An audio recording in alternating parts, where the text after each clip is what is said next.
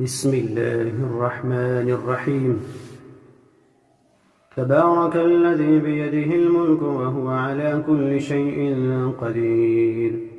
الذي خلق الموت والحياة ليبلوكم أيكم أحسن عملا وهو العزيز الغفور،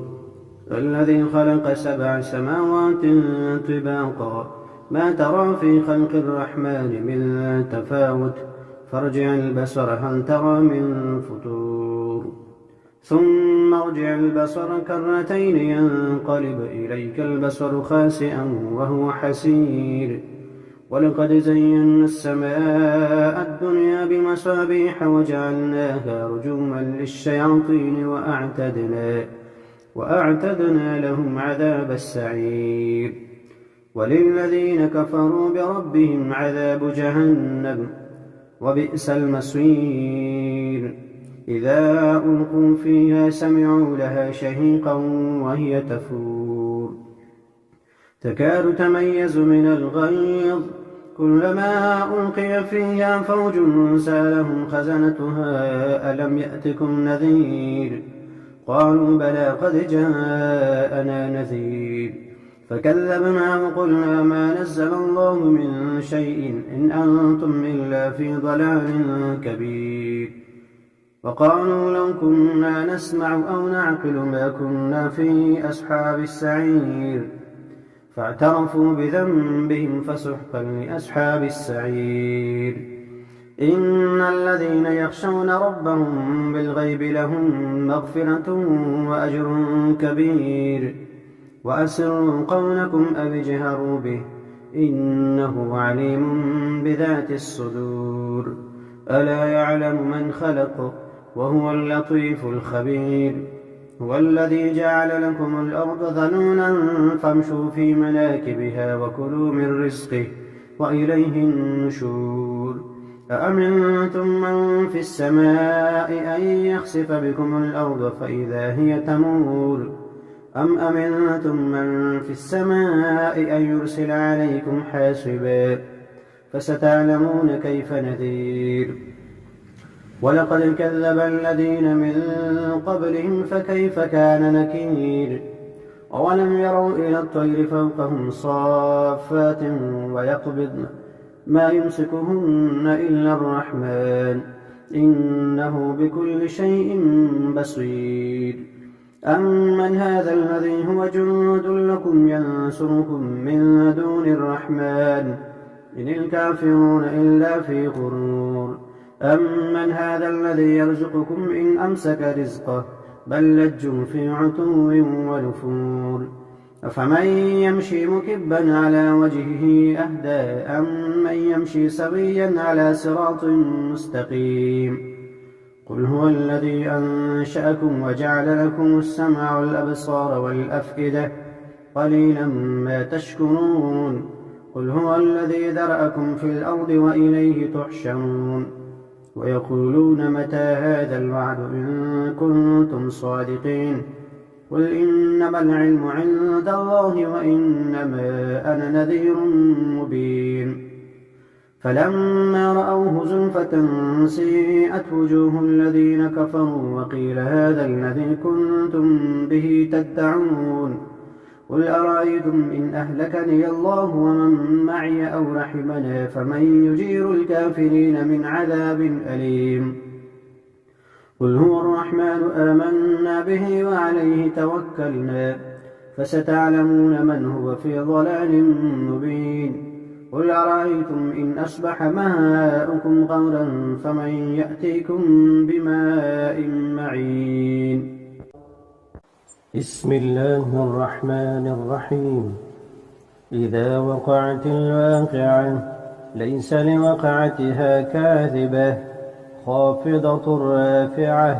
إذا رجت الأرض رجا وبست الجبال بسا فكانت هباء منبثا وكنتم أزواجا ثلاثة فأصحاب الميمنة ما أصحاب الميمنة وأصحاب المشأمة ما أصحاب المشأمة والسابقون السابقون أولئك المقربون في جنات النعيم ثلة من الأولين وقليل من الآخرين على سرر موضونة متكئين عليها متقابلين يطوف عليهم ولدان مخلدون بأكواب وأباريق وكأس من معين لا يصدعون عنها ولا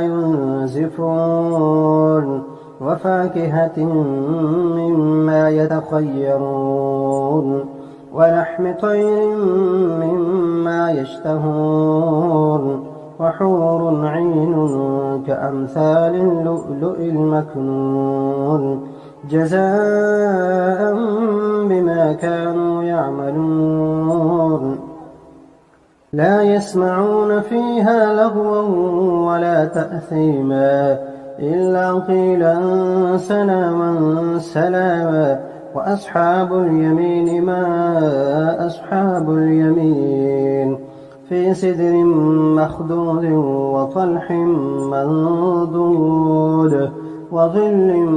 ممدود وماء مسكوب وفاكهة كثيرة لا مقطوعة ولا ممنوعة وفرش مرفوعة إنا أنشأناهن إن شاء فجعلناهن أبكارا عربا أترابا لأصحاب اليمين ثلة من الأولين وثلة من الآخرين وأصحاب الشمال ما أصحاب الشمال في سموم وحميم وظل من يحموم لا بارد ولا كريم إنهم كانوا قبل ذلك مترفين وكانوا يصرون على الحنث العظيم وكانوا يقولون أئذا متنا وكنا ترابا وعظاما أئنا لمبعوثون أوآباؤنا الأولون قل إن الأولين والآخرين لمجموعون إلى ميقات يوم معلوم ثم إنكم أيها الضالون المكذبون لآكلون من شجر من زقوم فمالئون منها البطون فشاربون عليه من الحميم فشاربون شرب الهيم هذا نزلهم يوم الدين نحن خلقناكم فلولا تصدقون أفرأيتم ما تمنون أأنتم تخلقونه أم نحن الخالقون نحن قدرنا بينكم الموت وما نحن بمسبوقين على أن نبدل أمثالكم وننشئكم فيما لا تعلمون ولقد علمتم النشأة الأولى فلولا تذكرون أفرأيتم ما تحرثون أأنتم تزرعونه أم نحن الزارعون لو نشاء لجعلناه حطاما فظلتم تفكهون إنا لمغرمون بل نحن محرومون أفرأيتم الماء الذي تشربون أأنتم أنزلتموه من المزن أم نحن المنزلون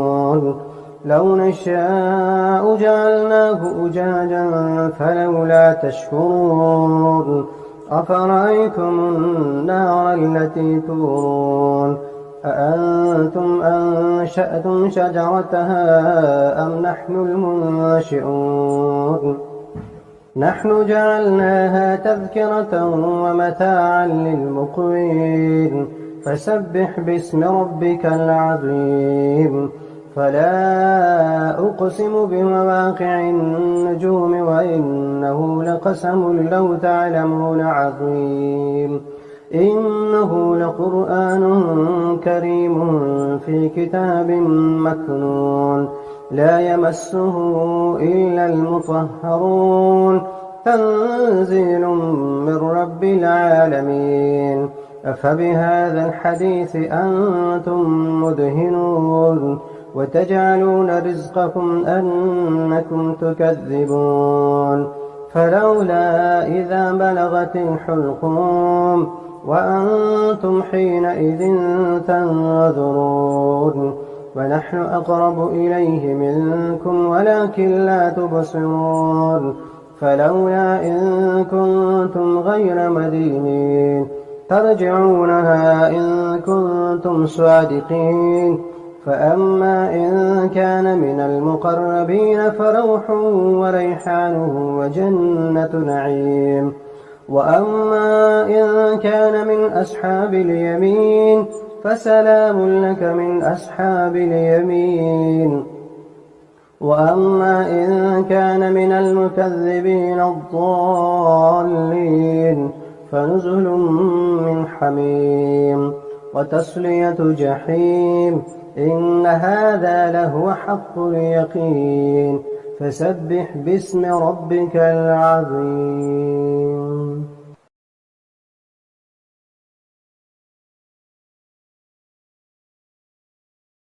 بسم الله الرحمن الرحيم. تبارك الذي بيده الملك وهو على كل شيء قدير. الذي خلق الموت والحياة ليبلوكم أيكم أحسن عملا وهو العزيز الغفور. الذي خلق 7 سماوات طباقا ما ترى في خلق الرحمن من تفاوت فارجع البصر هل ترى من فطور ثم ارجع البصر كرتين ينقلب إليك البصر خاسئا وهو حسير. ولقد زينا السماء الدنيا بمصابيح وجعلناها رجوما للشياطين وأعتدنا لهم عذاب السعير.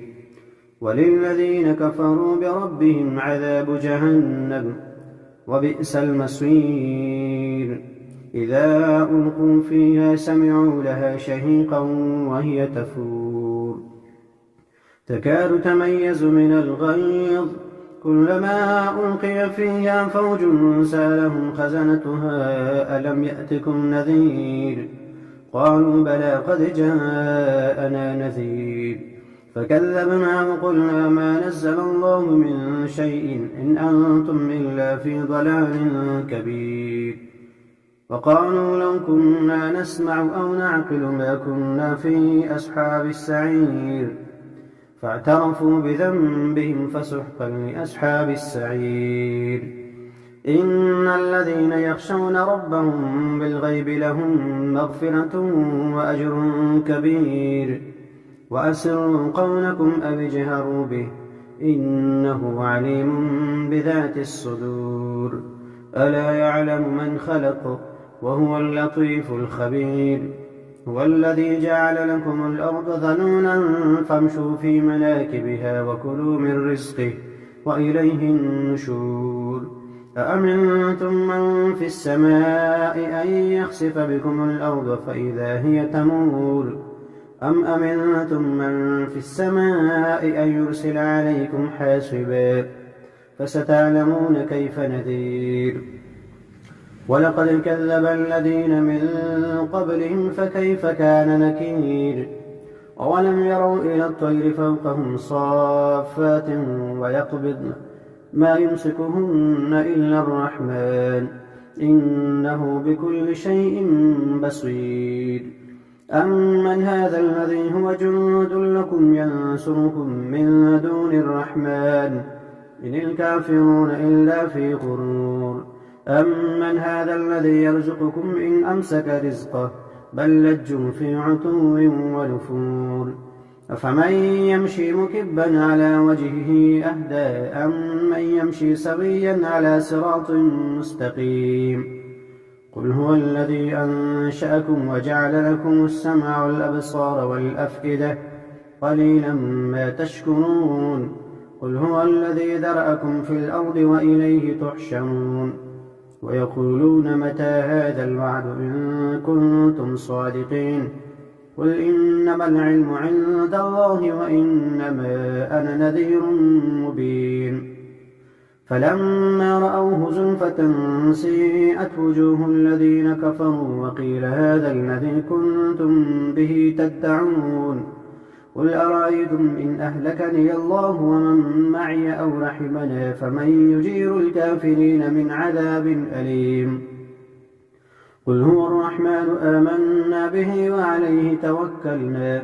فستعلمون من هو في ضلال مبين قل أرأيتم إن أصبح ماؤكم غورا فمن يأتيكم بماء معين بسم الله الرحمن الرحيم الرحمن علم القرآن خلق الإنسان علمه البيان الشمس والقمر بحسبان والنجم والشجر يسجدان والسماء رفعها ووضع الميزان ألا تطغوا في الميزان وأقيموا الوزن بالقسط ولا تخسروا الميزان والأرض وضعها للأنام فيها فاكهة والنخل ذات الأكمام والحب ذو العصف والريحان فبأي آلاء ربكما تكذبان خلق الإنسان من صلصال كالفخار وخلق الجان من مارج من نار فبأي آلاء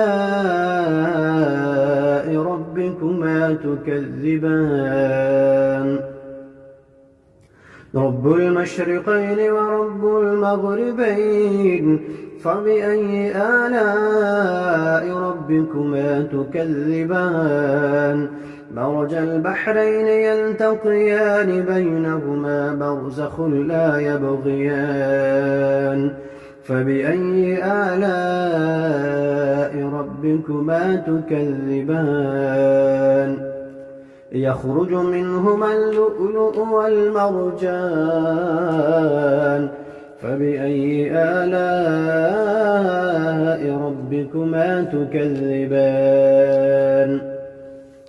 وله الجوار المنشآت في البحر كالأعلام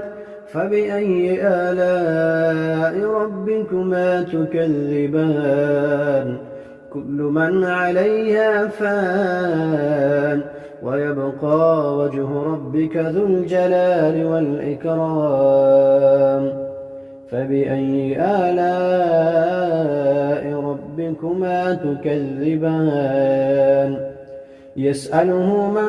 في السماوات والأرض كل يوم هو في شأن يسأله من في السماوات والأرض كل يوم هو في شأن فبأي آلاء ربكما تكذبان سنفرغ لكم أيها الثقلان فبأي آلاء ربكما تكذبان يا معشر الجن والإنس إن استطعتم أن تنفذوا من أقطار السماوات والأرض فانفذوا لا تنفذون إلا بسلطان فبأي آلاء ربكما تكذبان يرسل عليكما شواظ من نار ونحاس فلا تنتصران فبأي آلاء ربكما تكذبان فإذا انشقت السماء فكانت وردة كالدهان فبأي آلاء ربكما تكذبان فيومئذ لا يسأل عن ذنبه إنس ولا جان فبأي آلاء ربكما تكذبان يعرف المجرمون بسيماهم فيؤخذ بالنواصي والأقدام فبأي آلاء ربكما تكذبان هذه جهنم التي يكذب بها المجرمون يطوفون بينها وبين حميم آن فبأي آلاء ربكما تكذبان ولمن خاف مقام ربه جنتان فبأي آلاء ربكما تكذبان ذواتا أفنان فبأي آلاء ربكما تكذبان فيهما عينان تجريان فبأي آلاء ربكما تكذبان فيهما من كل فاكهة زوجان فبأي آلاء ربكما تكذبان متكئين على فرش بطائنها من استبرق وجنى الجنتين دان فبأي آلاء ربكما تكذبان فيهن قاصرات الطرف لم يطمثهن إنس قبلهم ولا جان فبأي آلاء ربكما تكذبان كأنهن الياقوت والمرجان فبأي آلاء ربكما تكذبان هل جزاء الإحسان إلا الإحسان فبأي آلاء ربكما تكذبان ومن دونهما جنتان فبأي آلاء ربكما تكذبان مدهامتان فبأي آلاء ربكما تكذبان فيهما عينان نضاختان فبأي آلاء ربكما تكذبان فيهما فاكهة ونخل ورمان فبأي آلاء ربكما تكذبان فيهن خيرات حسان فبأي آلاء ربكما تكذبان حور مقصورات في الخيام فبأي آلاء ربكما تكذبان لم يطمثهن إنس قبلهم ولا جان فبأي آلاء ربكما تكذبان متكئين على رفرف خضر وعبقري حسان فبأي آلاء ربكما تكذبان تبارك اسم ربك ذي الجلال والإكرام بسم الله الرحمن الرحيم ياسين والقرآن الحكيم إنك لمن المرسلين على صراط مستقيم تنزيل العزيز الرحيم لتنذر قوما ما أنذر آباؤهم فهم غافلون لقد حق القول على أكثرهم فهم لا يؤمنون إنا جعلنا في أعناقهم أغلالا فهي إلى الأذقان فهم مقمحون وجعلنا من بين أيديهم سدا ومن خلفهم سدا فأغشيناهم فهم لا يبصرون وسواء عليهم أأنذرتهم أم لم تنذرهم لا يؤمنون إنما تنذر من اتبع الذكر وخشي الرحمن بالغيب فبشره بمغفرة وأجر كريم إنا نحن نحيي الموتى ونكتب ما قدموا وآثارهم وكل شيء أحصيناه في إمام مبين واضرب لهم مثلا أصحاب القرية إذ جاءها المرسلون إذ أرسلنا إليهم 2 فكذبوهما فعززنا بثالث فقالوا إنا إليكم مرسلون قالوا ما أنتم إلا بشر مثلنا وما أنزل الرحمن من شيء إن أنتم إلا تكذبون قالوا ربنا يعلم إنا إليكم لمرسلون وما علينا إلا البلاغ المبين قالوا إنا تطيرنا بكم لئن لم تنتهوا لنرجمنكم وليمسنكم منا عذاب أليم قالوا طائركم معكم أئن ذكرتم بل أنتم قوم مسرفون وجاء من أقصى المدينة رجل يسعى قال يا قوم اتبعوا المرسلين اتبعوا من لا يسألكم أجرا وهم مهتدون وما لي لا أعبد الذي فطرني وإليه ترجعون أأتخذ من دونه آلهة إن يردني الرحمن بضر لا تغن عني شفاعتهم شيئا ولا ينقذون إني إذا لفي ضلال مبين إني آمنت بربكم فاسمعون قيل ادخل الجنة قال يا ليت قومي يعلمون بما غفر لي ربي وجعلني من المكرمين وما أنزلنا على قومه من بعده من جند من السماء وما كنا منزلين إن كانت إلا صيحة واحدة فإذا هم خامدون يا حسرة على العباد ما يأتيهم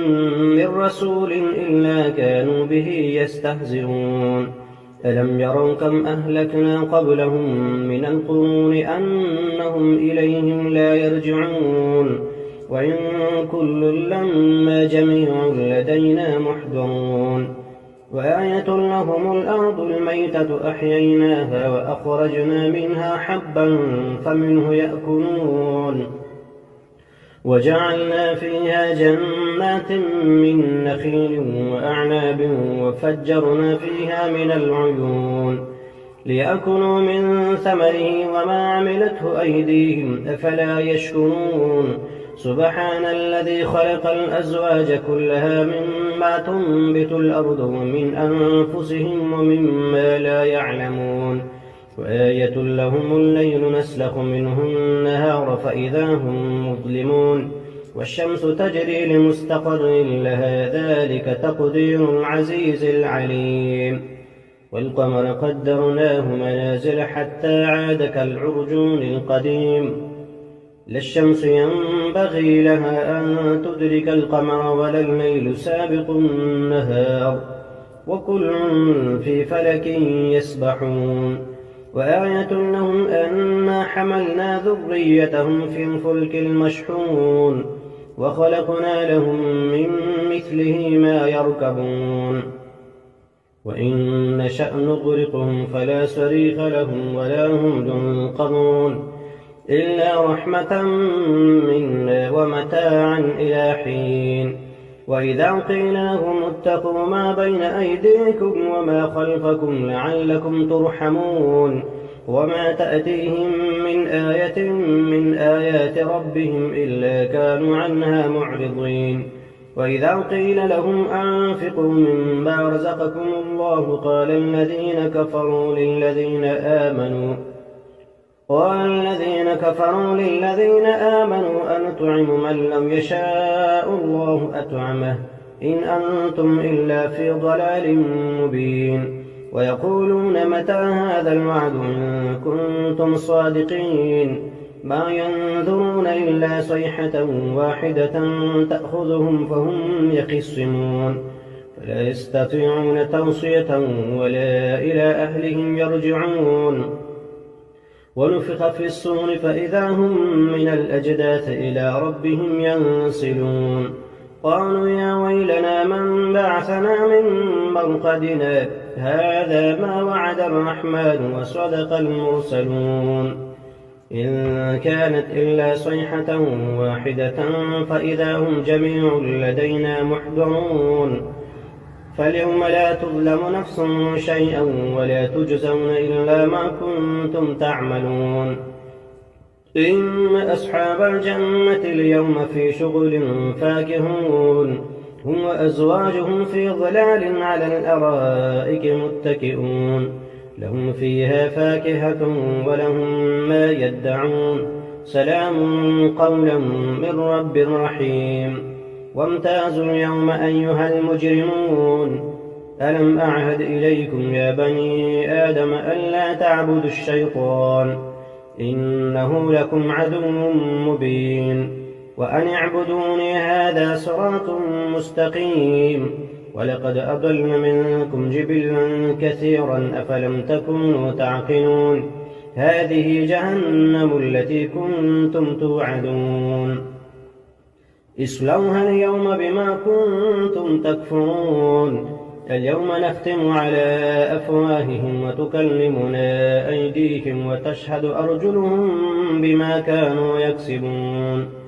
ولو نشاء لطمسنا على أعينهم فاستبقوا الصراط فأنى يبصرون ولو نشاء لمسخناهم على مكانتهم فما استطاعوا مضيا ولا يرجعون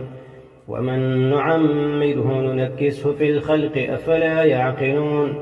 وما علمناه الشعر وما ينبغي له إن هو إلا ذكر وقرآن مبين لينذر من كان حيا ويحق القول على الكافرين أولم يروا أنا خلقنا لهم مما عملت أيدينا أنعاما فهم لها مالكون وذللناها لهم فمنها ركوبهم ومنها يأكلون ولهم فيها منافع ومشارب أفلا يشكرون واتخذوا من دون الله آلهة لعلهم ينصرون لا يستطيعون نصرهم وهم لهم جند